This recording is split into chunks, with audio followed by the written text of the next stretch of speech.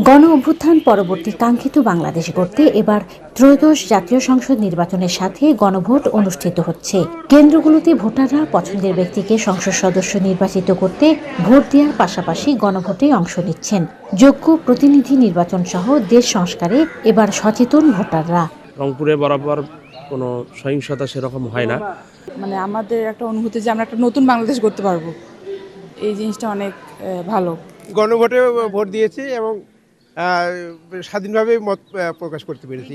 আমরা চাই সবসময় দেশটা সবাই ভালো থাক, দল মত নির্বিশেষে সবাই। শান্তিপূর্ণ পরিবেশে ভোটারদের ভোট প্রদানের যাবতীয় ব্যবস্থা গ্রহণের কথা জানিয়েছেন র্যাব ১৩ রংপুরের উপ অধিনায়ক মেজর সাইফুল ইসলাম। নির্বিঘ্নে আনন্দ মনে এই রংপুরের প্রত্যেকটি কেন্দ্রে আপনারা ভোট দিতে আসুন।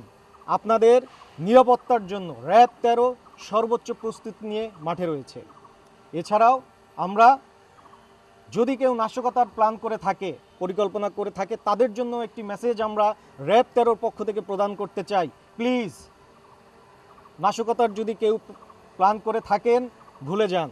র্যাব এলিট ফোর্স হিসেবে আমরা আমাদের সর্বোচ্চ পেশাদারিত্বের সাথে আমরা সর্বোচ্চ বল প্রয়োগের জন্য বদ্ধপরিকর থাকব।